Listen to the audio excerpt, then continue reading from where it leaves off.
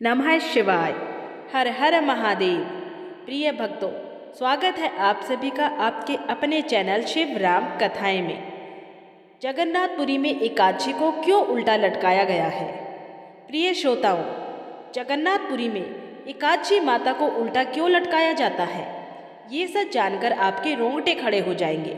प्रिय भक्तों, जय जगन्नाथ। आज मैं आपको एक ऐसी अद्भुत कथा सुनाने जा रही हूँ जो जगन्नाथपुरी की पावन धरती से जुड़ी हुई है। ये कथा आपके मन को छू जाएगी, आपकी आत्मा को झकझोर कर रख देगी और भगवान श्री जगन्नाथ पर आपके विश्वास को और भी मजबूत कर देगी। ये कहानी है प्रेम की, भक्ति की, त्याग की और सबसे बढ़कर भगवान की अपार करुणा की। एक बार फिर आपका हार्दिक स्वागत करती हूँ आपके अपने चैनल शिवराम कथाएं में। प्रिय मित्रों, आज मैं आपके लिए एक नई कहानी और एक नया वीडियो लेकर उपस्थित हुई हूँ। आज की कथा अत्यंत ही ज्ञानवर्धक और प्रेरणादायक है। कथा आरंभ करने से पहले आप सभी से एक विनम्र निवेदन है। शास्त्रों में कहा गया है कि अधूरी छोड़ी गई कथा पूर्ण फल नहीं देती है, इसलिए कृपया इस कथा को अंत तक अवश्य सुने। और यदि आप श्री हरि नारायण भगवान से सच्चा प्रेम करते हैं और उनके सच्चे भक्त हैं तो इस वीडियो को लाइक करें, चैनल को सब्सक्राइब करें और कमेंट बॉक्स में जय जगन्नाथ लिखकर अपना समर्थन अवश्य दें। तो आइए बिना किसी विलंब के आरंभ करते हैं आज की प्रेरणादायक कथा। कलिंग प्रदेश की वो पवित्र धरती जहाँ समुद्र की लहरें मंदिर की दीवारों को चूमती हैं, जहाँ हर श्वास में जय जगन्नाथ की गूंज सुनाई देती है, जहाँ भगवान स्वयं नील माधव के रूप में विराजमान है। यही वो पावन स्थान है जहाँ द्वापर युग से लेकर आज तक भगवान जगन्नाथ, बलभद्र और सुभद्रा की अद्भुत त्रिमूर्ति विराजमान है। लेकिन भक्तों, क्या आप जानते हैं कि इस पवित्र धाम में एक ऐसी परंपरा है जो पूरे संसार में कहीं और देखने को नहीं मिलती। जब एकादशी का व्रत आता है और हर घर में एकादशी माता की पूजा की जाती है, उसी दिन जगन्नाथपुरी में एकादशी माता को उल्टा लटका दिया जाता है। हाँ भक्तों, आपने बिल्कुल सही सुना, एकादशी माता को उल्टा लटकाया जाता है। लेकिन प्रश्न ये है कि आखिर ऐसा क्यों किया जाता है? एकादशी माता ने ऐसा कौन सा अपराध किया था जिसके कारण उन्हें ये दंड मिला? आज मैं आपको ले चलती हूँ उस समय में, सतयुग में, जब धर्म अपने चरम पे था और भक्ति ही जीवन का आधार हुआ करती थी। उस काल में इस धरती पर एक महान राजा राज्य करते थे जिनका नाम था महाराज इंद्रदुम्न। वे भगवान श्री विष्णु के परम भक्त थे। उनका पूरा जीवन ही भगवान की सेवा में समर्पित था।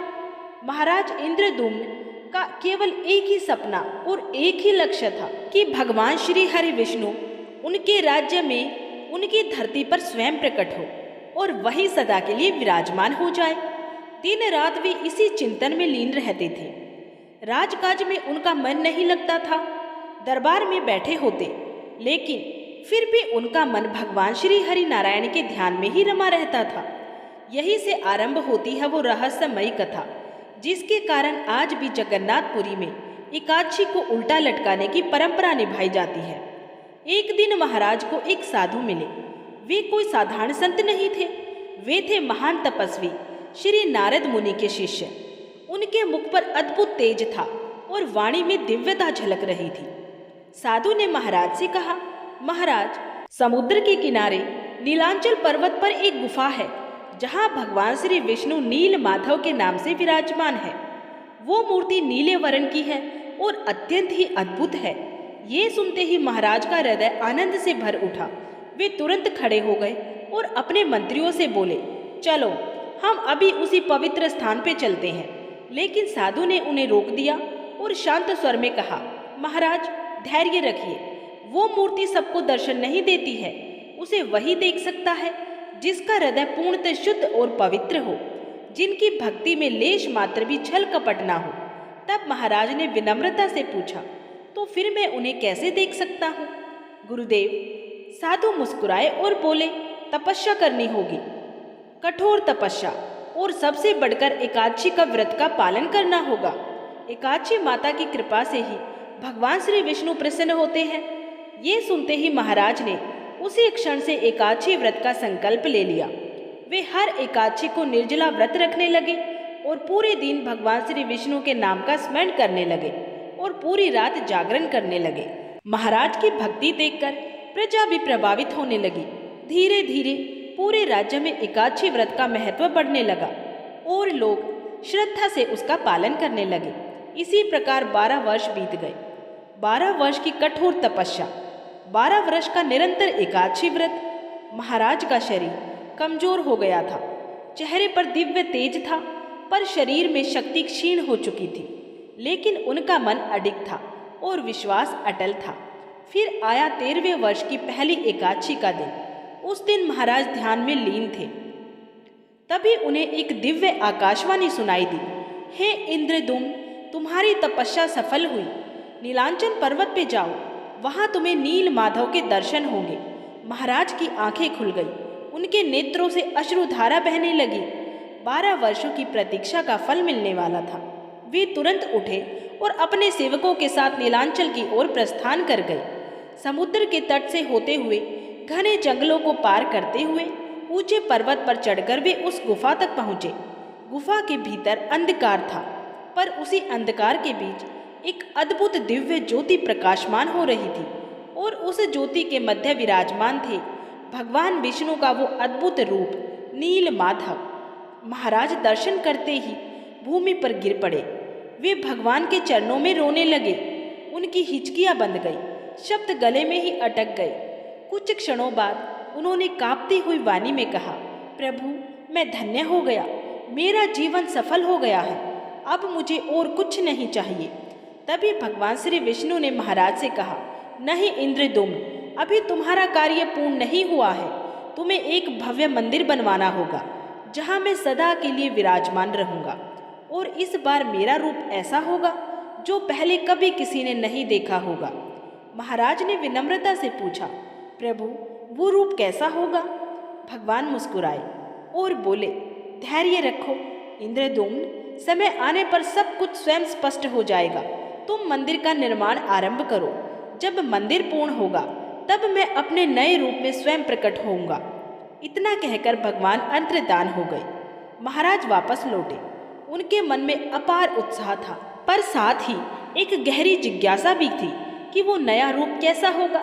फिर उन्होंने स्वयं से कहा, ये तो भगवान की लीला है, समय आने पर सब कुछ स्पष्ट हो जाएगा। और उसी क्षण महाराज ने मंदिर निर्माण का कार्य आरंभ करवा दिया। देश विदेश से कारीगर बुलाए गए। श्रेष्ठ शिल्पकार, कुशल कलाकार और महान वास्तुकार एकत्रित किए गए। सोना, चांदी और रत्नों का उपयोग होने लगा। मंदिर ऐसा बन रहा था मानो कि धरती पर स्वर्ग का निर्माण हो रहा हो। दीवारें रत्नों से जड़ी थी। कलाकृतियां इतनी सुंदर थी कि उन्हें देखकर स्वयं देवता भी ईर्ष्या करे। महीने बीतते गए। धीरे धीरे मंदिर की भव्य दीवारें खड़ी हो गई। शिखर तैयार हो गया, गुंबद बन गया। अब केवल एक ही प्रतीक्षा शेष थी, मूर्तियों की स्थापना। उसी समय एक दिन समुद्र में भयंकर तूफान आया। ऐसा तूफान कि पूरा नगर भयभीत हो उठा। लहरें उफान पे थी, आकाश गर्जना कर रहा था। तूफान शांत हुआ तो समुद्र तट पर एक विशाल नीम का वृक्ष आकर गिर पड़ा था। वो कोई साधारण वृक्ष नहीं था। उसमें से दिव्य सुगंध आ रही थी और एक अद्भुत तेज प्रफुटित हो रहा था। जब महाराज को ये समाचार मिला तो वे दौड़े दौड़े समुद्र तट पे पहुँचे। वृक्ष को देखते ही वे समझ गए कि ये निश्चित ही भगवान का संकेत है। महाराज ने तुरंत घोषणा करवाई, जो कोई भी इस नीम के वृक्ष से भगवान की मूर्तियां बना सकता है वो आगे आए। लेकिन कोई आगे नहीं आया, क्योंकि वो वृक्ष अद्भुत था। उस पर कोई औजार काम नहीं करते थे। छेनी टूट जाती, आरी टूट जाती, कोई भी कारीगर उसे काट तक नहीं पा रहा था। महाराज चिंतित हो गए। इतना भव्य मंदिर बन चुका था, पर मूर्तियां कैसे बनेंगी? वे प्रतिदिन उस वृक्ष के पास आते और भगवान से प्रार्थना करते कि हे प्रभु, अब आप ही मार्ग दिखाइए। एक दिन वहाँ एक बूढ़ा बढ़ई आया। उसके साथ उसका एक छोटा सा पोता भी था। बूढ़े बढ़ई ने महाराज से कहा, महाराज, मैं इस वृक्ष से मूर्तियां बना दूंगा, लेकिन मेरी एक शर्त है। महाराज ने आश्चर्य से पूछा कि क्या शर्त है? बढ़ई बोला, मैं 21 दिनों तक एक बंद कमरे में अकेले काम करूंगा उन 21 दिनों में कोई भी दरवाजा नहीं खोलेगा और ना ही मेरे कार्य में कोई बाधा डालेगा। महाराज ने ये शर्त सुनकर भगवान को स्मरण किया और समझ गए कि ये कोई साधारण बढ़ई नहीं है, स्वयं भगवान की लीला है। बूढ़े बढ़ई ने स्पष्ट शब्दों में कहा था कि इन 21 दिनों के दौरान कोई भी व्यक्ति उस कमरे का दरवाजा नहीं खोलेगा। यदि दरवाजा खुला तो कार्य अधूरा रह जाएगा। महाराज को ये शर्त कुछ अजीब लगी थी, पर उन्हें कोई और मार्ग भी दिखाई नहीं दे रहा था। उन्होंने भगवान का स्मरण किया और शर्त स्वीकार कर ली। बढ़ई और उसका पोता नीम के विशाल वृक्ष को एक बड़े से कमरे में रखवाकर अंदर चले गए। दरवाजा भीतर से बंद कर दिया गया। अब प्रतीक्षा आरंभ हुई। पहला दिन बीत गया, दूसरा दिन भी गुजर गया। कमरे के भीतर से लगातार हथौड़ी और छेनी की आवाजें आने लगी। महाराज प्रतिदिन वहां आते, दरवाजे के बाहर खड़े होकर भगवान का नाम जपते और प्रार्थना करते। ऐसे ही दिन बीतते गए और 10वां दिन आया। अभी भी भीतर से काम करने की आवाजें आ रही थी। महाराज का विश्वास और भी दृढ़ हो गया कि कार्य पूर्ण हो रहा है। फिर आया 11वां दिन और वो दिन था एकादशी का दिन। महाराज ने उस दिन भी विधि पूर्वक व्रत रखा। पूरे राज्य में एकादशी का पर्व मनाया जा रहा था। हर ओर भजन, कीर्तन और पूजा का वातावरण था, लेकिन महारानी का मन शांत नहीं था। उनका हृदय बेचैनी से भरा हुआ था। वे बार बार सोच रही थी, पता नहीं उस कमरे के भीतर क्या हो रहा है, कहीं कुछ अनिष्ट तो नहीं हो रहा है। वो बूढ़ा बढ़ई कौन था, कहाँ से आया था? वो सचमुच मूर्तियां बना रहा है या कोई और ही लीला कर चल रही है? महारानी की बेचैनी बढ़ती ही चली गई। व्रत का समय था, सब भगवान की पूजा में लीन थे, पर उनका मन स्थिर नहीं हो पा रहा था।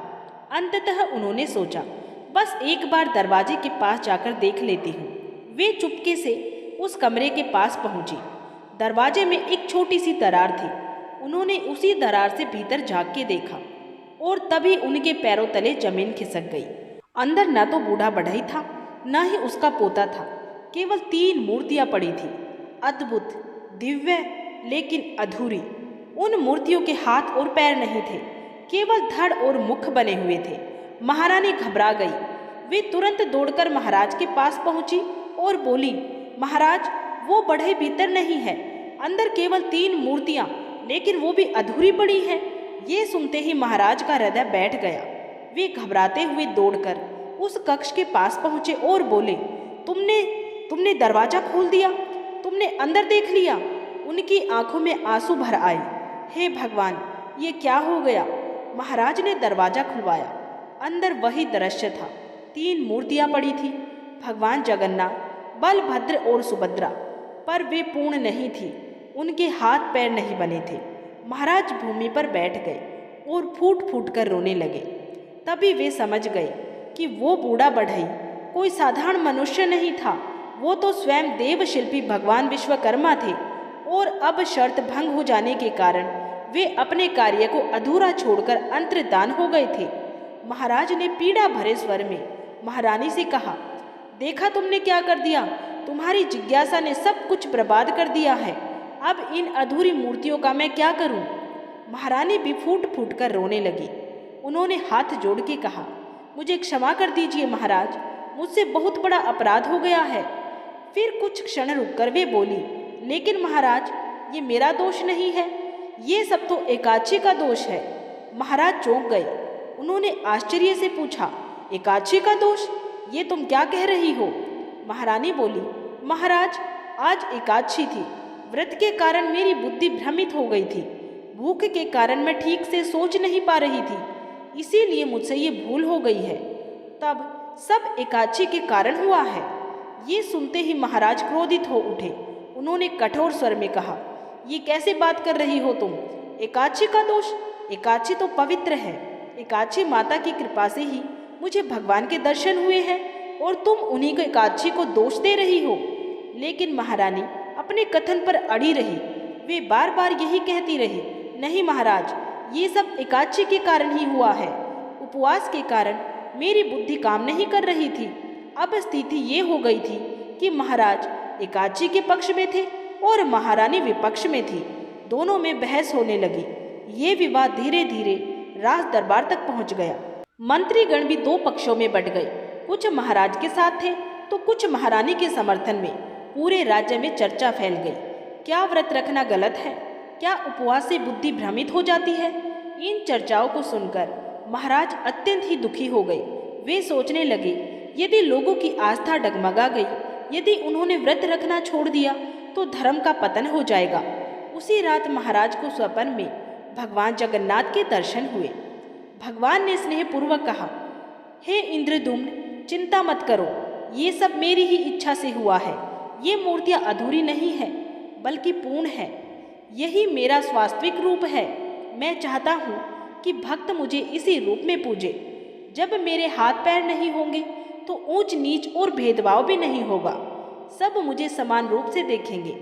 महाराज ने हाथ जोड़ के कहा कि हे प्रभु, आपकी लीला अपरंपार है, लेकिन लोग एकादशी का विरोध करने लगे हैं। भगवान मुस्कुराए और बोले, इसका भी समाधान है। तुम एक काम करो, एकादशी माता को बुलाओ और उनसे स्वयं पूछो कि क्या वास्तव में ये उनका दोष है।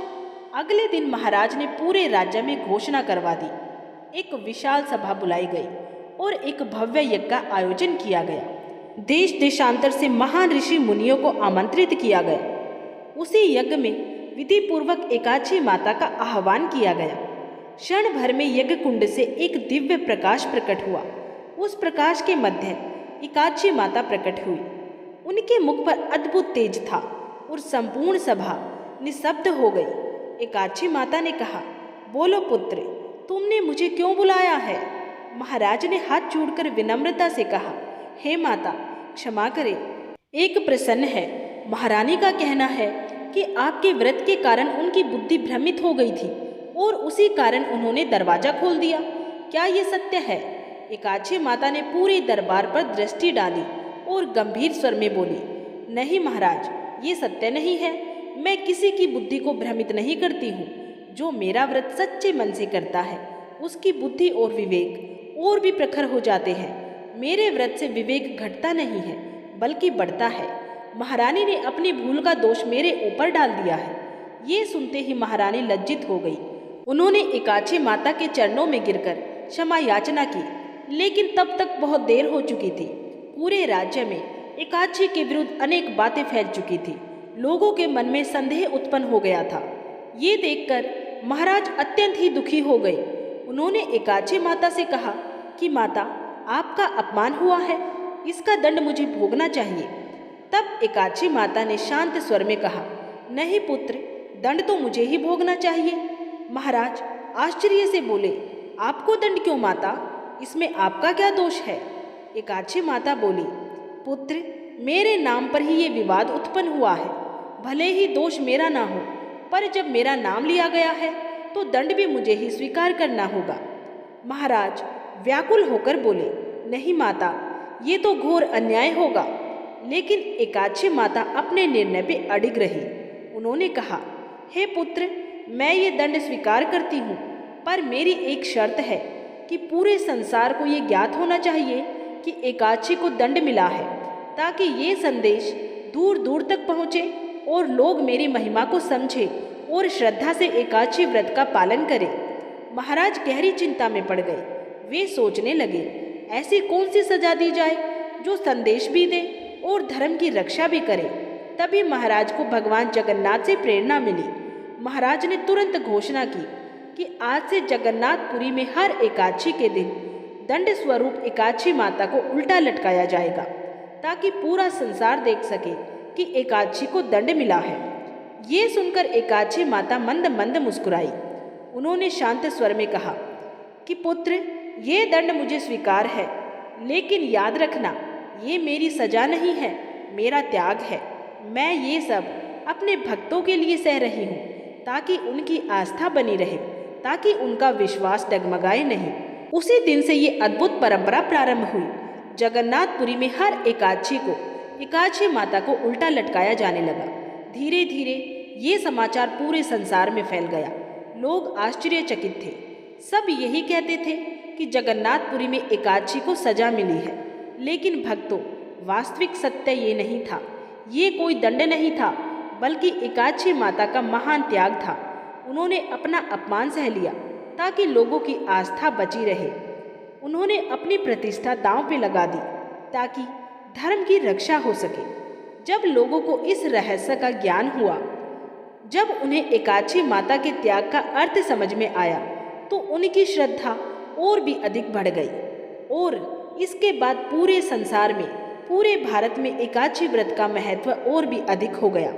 लोग और भी भक्ति और विश्वास से एकाक्षी का पालन करने लगे।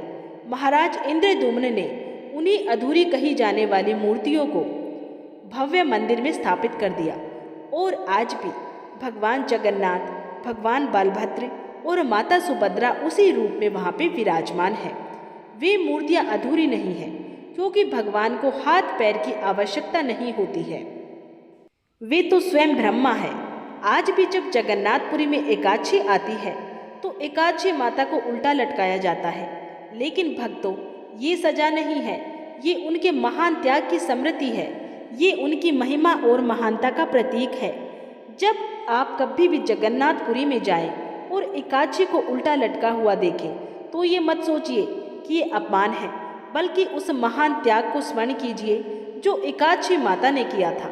स्मरण कीजिए कि कैसे उन्होंने अपनी प्रतिष्ठा का बलिदान दिया ताकि धर्म सुरक्षित रह सके।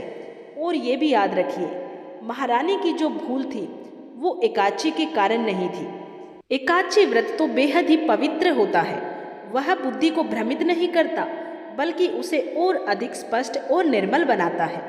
आज पूरे संसार में लोग जानते हैं कि जगन्नाथपुरी में एकादशी को उल्टा लटकाया जाता है और जब वे इसके पीछे का सत्य जानते हैं तो उनकी आस्था और भी दृढ़ हो जाती है। इसलिए प्रिय भक्तों, जब भी आप एकादशी का व्रत रखें, पूरे मन से रखें, श्रद्धा से रखें और विश्वास के साथ रखें, क्योंकि ये केवल भोजन का त्याग नहीं है, ये तो मन की अशुद्धियों का त्याग है। इसी के साथ प्रिय भक्तों, ये पावन कथा यही समाप्त होती है। भगवान जगन्नाथ की जय, एकादशी माता की जय, महाराज इंद्रद्युम्न की जय हो। जय जगन्नाथ, जय जगन्नाथ, जय जगन्नाथ। अगर आप श्री हरि जगन्नाथ, श्री हरि नारायण भगवान के सच्चे भगत हैं तो अगर आपको ये कथा अच्छी लगी है तो इस वीडियो को लाइक ज़रूर करें और ऐसी ही धार्मिक कथाएं, जानकारियाँ प्राप्त करने के लिए हमारे चैनल शिव राम कथाएं को सब्सक्राइब जरूर करें।